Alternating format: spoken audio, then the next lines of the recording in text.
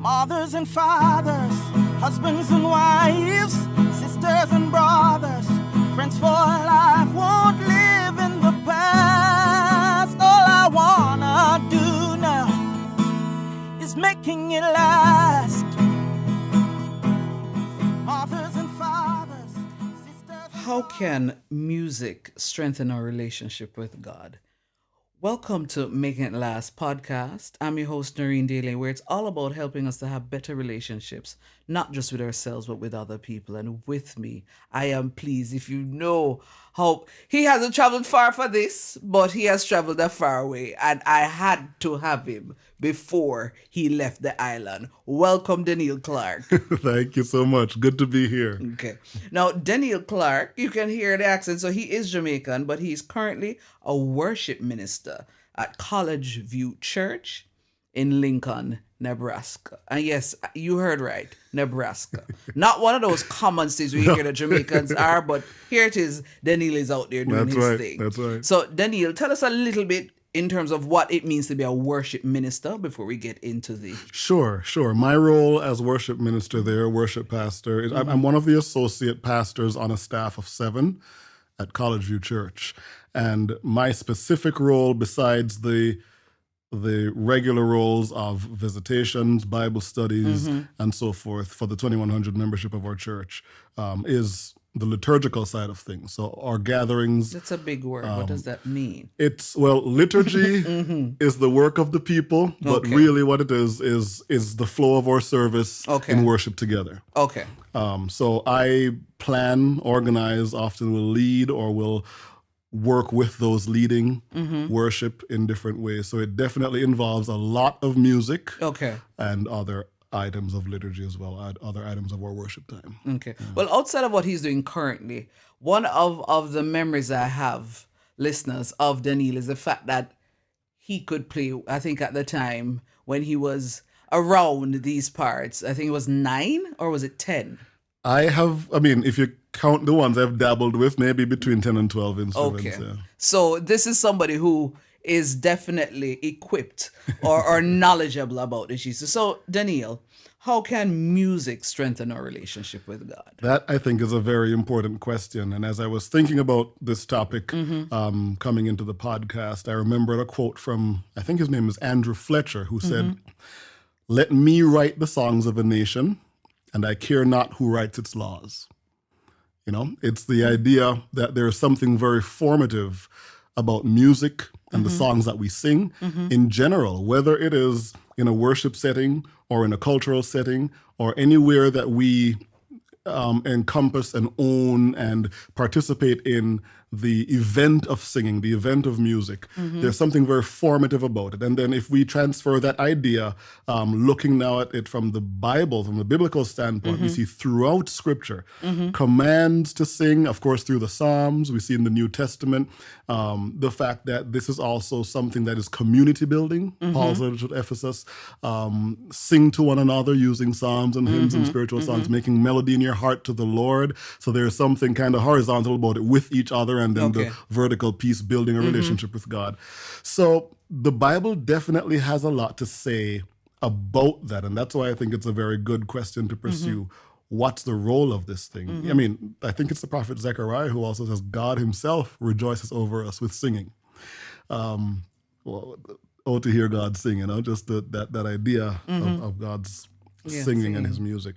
But I believe that one of the main benefits of building a relationship with God through music is the idea that God has created us, among other things, as emotional and intellectual beings. Okay. And the idea and event of singing brings those both together in powerful ways that just speech cannot, or just emotive activities cannot. So it brings together the realities of who God is and of our ways of responding to God, not just from the mind, but from the heart, not just from the intellect, but from the way life and emotions can affect us. And I don't think that either intellect or emotions should be removed from our worship of God, because he says, love the Lord your God with everything, heart, soul, mind, strength. That includes the intellect, how we think and what we believe. That includes our emotions, how we feel. And I think music brings those together in a very unique and powerful way. Okay. And also just so you said in terms of the heart and the mind. So for some of us listening who might not know some of the technical terms for all this. So when you think in terms of the heart, for when it is that we say that music gets us all emotional, that is specifically what you're referring to. Yes. Yes. And of course, for those when after you hear something and it, well, as they would say, things that make you go, Right. yeah, you Right, stop right. and you reflect. Yes, that's Okay, right. That's okay, right. all right, fair enough. Just making sure that we're on the same page. Now, with what you just said, do you think that music choice or music style has anything to do with that? And if so, how? Music styles are very broad, and there are many music styles that are out there. I think there is a unique power in the styles of music that is mostly assigned to associations rather than anything that is necessarily moral about the style itself.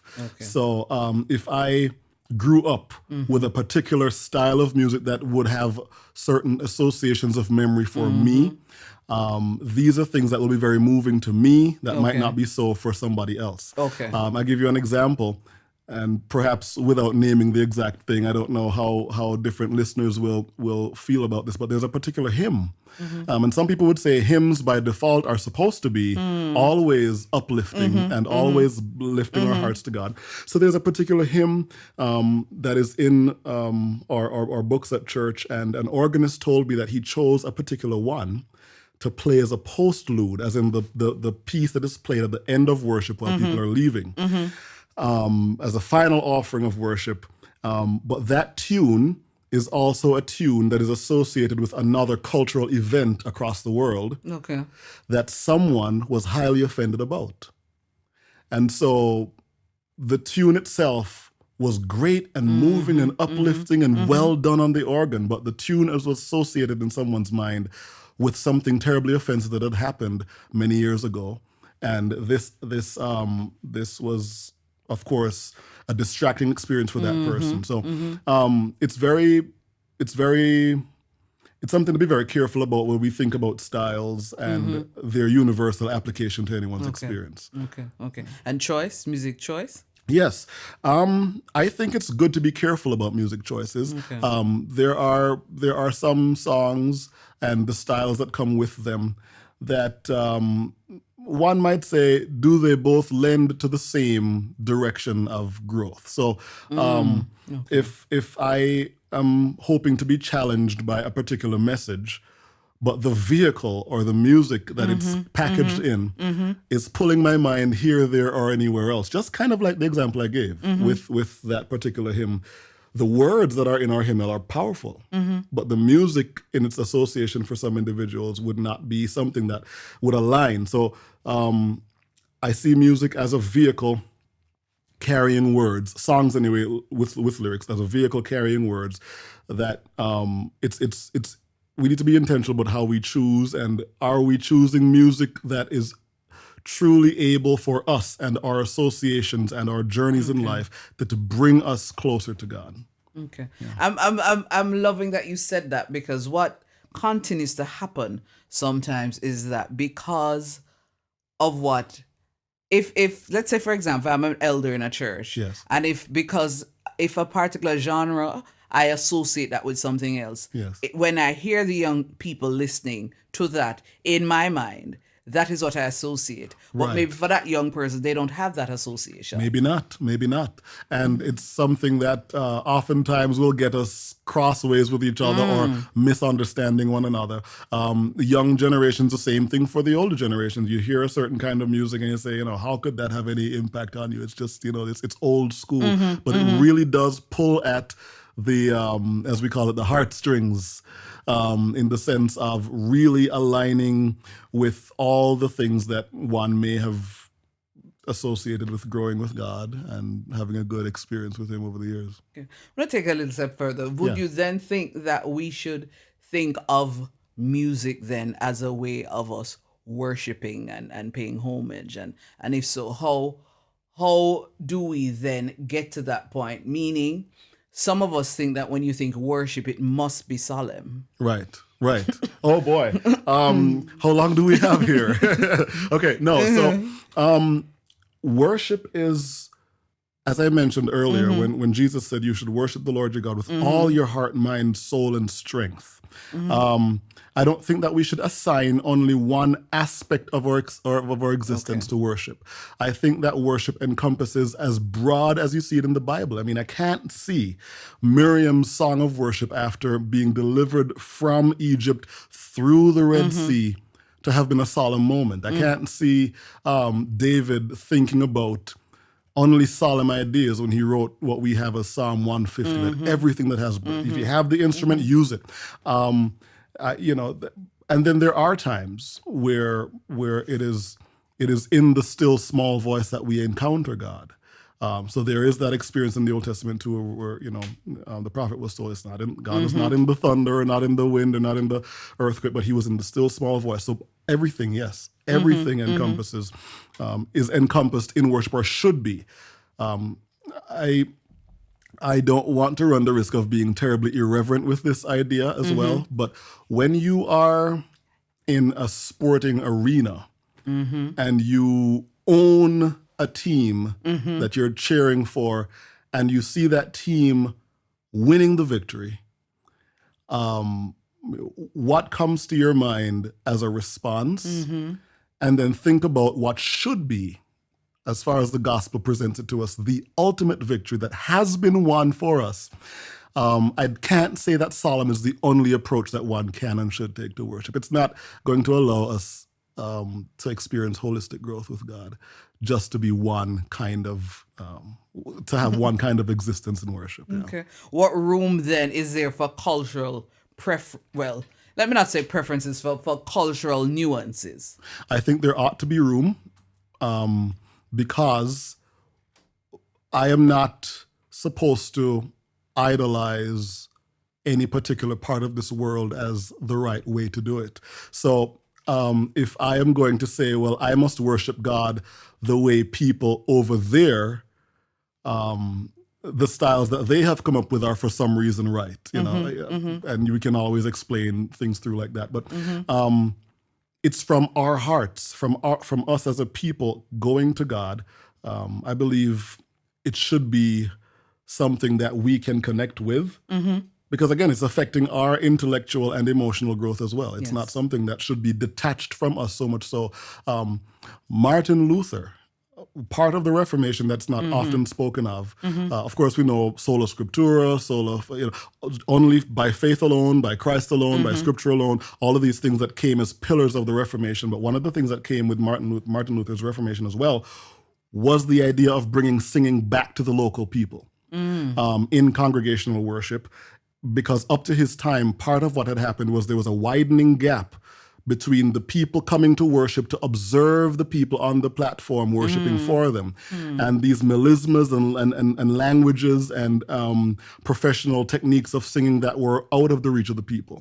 So they could only stand there or sit there and observe someone else worshiping for them. And Martin Luther's idea is, no, this is an expression for the people, from the voice of the people. So A Mighty Fortress Is Our God is an example of a song that he wrote lyrics to and set it to what was in their day a bar tune.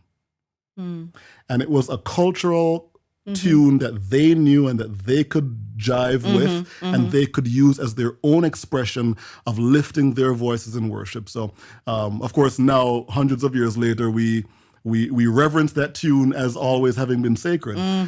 But in his day, it was a push for the very thing that we're talking about here, making it culturally based that the people can reach, that they can access and have their voice be part of the worship experience. Okay. As we're wrapping up, how has music strengthened your relationship with God? Oh boy, in many ways, not the least of which is the memorizing of Scripture. Because, if you think, for example, for me anyway, sometimes if I'm trying to figure which letter came after which letter again in the alphabet, you start singing the tune. The same thing for the memorizing of scripture. The best way for me in memorizing scripture is to commit them to memory through song. And the more scripture I have in my mind, the more of God's character I remember and can recall and can apply to experiences contemporary in my life each day. That's one of the ways it has done that for me. I get to work with lots of choirs. And in that sense, I get to see how music can also build community. Because the main thing on a choir, the main thing on an orchestra is that you listen and share the experience with other people. And you're not in this thing by yourself. So it's been doing those kinds of things in my life and building my relationship with God and with people through spiritual song. You know, thank you so much. You're welcome. I saw him yesterday. I grabbed him, and you can understand why, listeners, why I had to have Deneil before he left the rock again. Thank you so much. It's a pleasure to be here. Thanks for inviting me. This was Making It Last podcast with your host, Noreen Daly. Until next time. Mothers and fathers, husbands and wives, sisters and brothers, friends for life won't live in the past. All I wanna do now is making it last.